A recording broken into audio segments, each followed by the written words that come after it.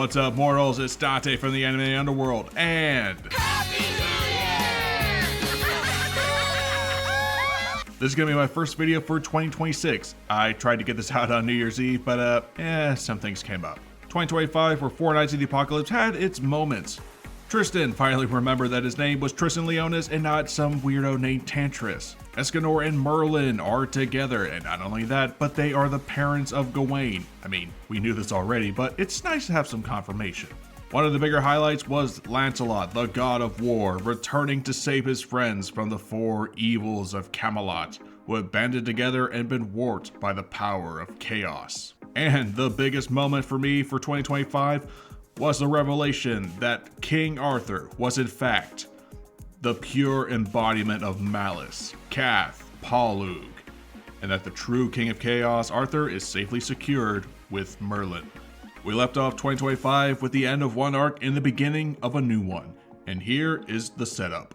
The Four Knights of the Apocalypse are to invade Camelot in order to find the boar sin of gluttony and her secret weapon to defeating chaos. Once they enact their plan, it's up to the Sins to defend Britannia one more time, and for the Four Knights of the Apocalypse to find a way to defeat the usurper of chaos. But before we talk about what Nakaba might have in store for us for 2026, let's do some honorable mentions. I made a post on my community page a couple of days ago asking you fans of what might happen for 2026. And some of these comments are relatively the same, though there are a few that stuck out. And I figured, hey, why not give these unique ones some attention? With that, let's speed through some of these comments. Honorable mention number 1, give Gawain a girl, not a guy. Ha! Gay! All joking aside, yeah, give Gawain a girlfriend. I am not shipping her and Ballin. Number 2, is Elizabeth will help Seven Deadly Sins and her husband Meliodas. I mean, Elizabeth is gonna do something. Based on one of Guinevere's visions of the future, we see a pair of wings of light erupt from a tower in Leonis. This could mean a couple of things. Either Elizabeth is helping, or, Oh man. Oh god, oh man. yeah. And finally, number 3, the return of Hawk and Wild. I'm not sure about Wild, but I could definitely see Hawk. Wild told his younger brother that he only had a few more centuries left, and he was living in purgatory. And if you know anything about purgatory, time flow is weird. Wild is probably dead, but Hawk is still alive, and sadly, all by his lonesome. And since we know that Camelot is all for using purgatory beasts, is Hawk going to appear? I'm gonna have to say, maybe. With those honorable mentions out of the way, let's get into the first thing we have to look forward to for 2026. Starting with new weaponry.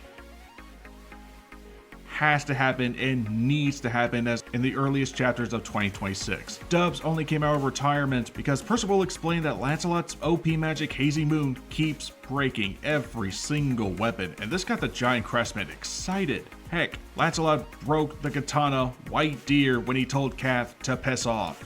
Now is the perfect opportunity to give the God of War a brand new weapon for his OP magic. It's not just Lancelot who needs a new weapon, Tristan is in the same boat. His favorite swords, Shyrose and 𝐼𝐸, are no longer with him. One of them got lost during the time skip, and the other one got destroyed defending against a chaotic version of Pelgard. Tristan does have the dragon handle, but it's no sacred treasure. Based on this future silhouette of Tristan and Lancelot, we can get a good idea of what the giant craftsman is going to make for them. For the God of War, a brand new spear. I mean, Lancelot, spear? Of course. For the Knight of Pestilence, he's gonna get a sword, though the question remains, just one? This shot says he only has one sword, but we know Tristan is more of a dual wielder than a single sword kind of guy. All that in mind, this is the bigger question. What magical ability is Dubs going to give these weapons? What magical ability will suit the God of War and the Nephilim Prince? Nonetheless, those two are going to need those new magical weapons as soon as possible for what's going to come next. Lancelot and his comrades will be entering the realm of Camelot with the final boss not home, but that won't mean that the four knights won't be running into trouble. There might be a few Camelot knights who are going to feel gutsy and sadly will be sacrificed just so the four knights can show off some new moves, but they're not the big threat of what we have to look forward to in the Eternal Kingdom. Before leaving for Benwick, Lancelot was given a vision from old Bartra, who said, "As the four calamities journey through the land of chaos, at a gloomy precipice, they will cross swords with a fated group of knights hailing from a faraway land." And Lancelot was sure to keep that in mind. Fans have speculated that this group is going to be hailing from the mystical world of Avalon, the realm where Arthur Pendragon and Legends got the sword Excalibur, and where he'll lay for his final rest. On top of all that, this is a realm ruled by Morgan Le Fay, a sorceress as powerful as Merlin, and the half-sister of Arthur Pendragon. These knights could lead to the next big arc in the series, but will they stay enemies or eventually join forces against the usurper of chaos? While the four knights of the apocalypse invade Camelot, the Sins have no choice but to defend their homeland with whoever they got left behind. It's not just the Sins and Leonis, the demon clan elite like 𝐿𝐻𝐿 and 𝐿𝐷A are protecting Benwick, while the Archangel Mael, along with other warriors of the fairy and giant clans, are protecting the fairy realm.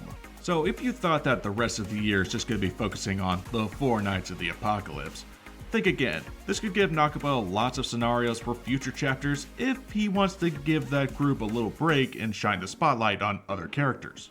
And trust me, some of these characters really need the spotlight. For example, we got 𝐼𝐸𝐵𝐿. The fairy queen of poison could return back to the fairy realm and aid her family. Heck, why not even unlock some sort of new fairy and or giant clan power? Show us why the sacred tree decided on 𝐼𝐸𝐵𝐿 to be the next ruler of the fairy and giant clans and not Sixtus.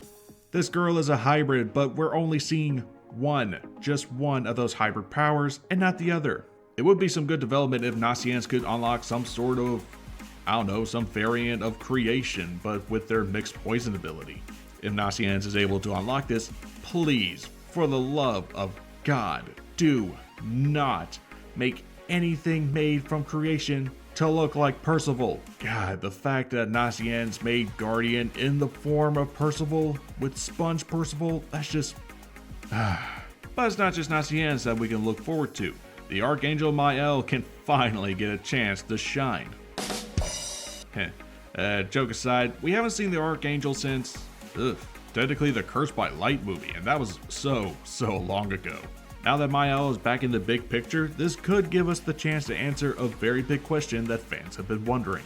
Ever since Gawain's appearance, fans have been wondering if Mael even has sunshine after Escanor's death, or if Dawn, Gawain's magic, is the legendary grace itself. Fans were unsure if this is actually sunshine or just some sort of knockoff, though fans are now speculating that Gawain does in fact have the true grace itself. After all, the Knight of Famine was made from a single piece of Escanor's flesh, but the power of the sun began to adapt to her rather than adapting to another Goddess Clan member. And if that's the case, here's hoping Mael could still be of some use without sunshine, and could someday train Gawain to become a stronger Master of the Sun. Sorry, Escanor. Now, I could keep going on and on and on about certain battles and moments we can get from the side characters, but I know what you fans want to see for 2026. The remaining 7 deadly sins versus the 4 evils of Camelot. What setups will 𝐼𝐸𝐵𝐿 give us for 2026? We could have Bond versus a new chaotically enhanced Ironside in an epic rematch. Another rematch in mind is King versus Warlindane. But what about Deanne? Is she going to help her husband, or is she going to be busy fighting against the Black Knight Pelgard? The heavy hitter versus the heavy hitter. Then there's the strongest member of the 7 deadly sins, Meliodas, fighting against either the strongest member of the 4 evils, Bellatrip the Green Knight, or going straight for the head of the operations, Cath, Palug. The Demon King versus the Usurper of Chaos in an epic rematch for the ages. Now if you're wondering about Gowther, I don't really know who he's going to face. Certainly not Bellatrip, because every time Gowther has caught up against the Green Knight, it never really ended well. We got a lot of epic fights at Razzle Dazzle to look forward to for 2026, but is this going to be the final arc of the series? Pfft, no. Is this going to be the final arc of the saga? Yes. All signs point to this being the final arc of this current saga, and another time skip could be awaiting us. As stated by Guinevere in this panel, When they were 16, Guinevere would first run into Lancelot, and when he turns 18, he will sneak into a tower to see her. That has already happened. So another time skip, just 1 year, is around the corner. On that note, I might know how this arc in 2026 might end. Now, depending on the pacing and how many breaks we're going to be allowed this year, next year this manga could end with the four knights finding the real Arthur and he explains the true key to defeating chaos, or it could end in a darker way. From Guinevere's vision, we saw Leonis destroyed and in ruins, the people running for their life as Cath approaches with his army to face off against the 7 deadly sins. As for how the usurper of chaos is going to defeat his longtime rivals, well, it's gonna have to deal with the coffin of eternal darkness. Boo this man!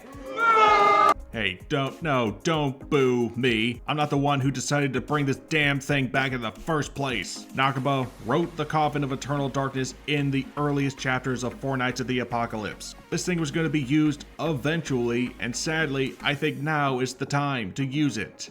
The only thing that's keeping Cath from using the Coffin of Eternal Darkness is because Tristan has the Dragon Sword handle.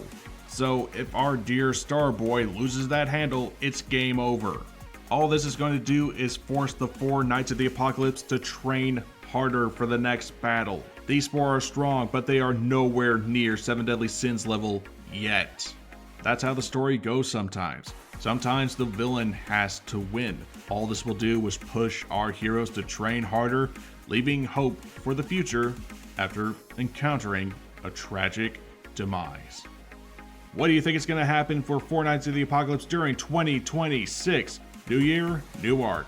We got a lot of fights and epic moments that will await us. Let me know in the comments of what do you think is going to happen. If you love 7 Deadly Sins and 4 Knights of the Apocalypse material, like, share, subscribe, hype up this video, and I'll be out with more content very soon.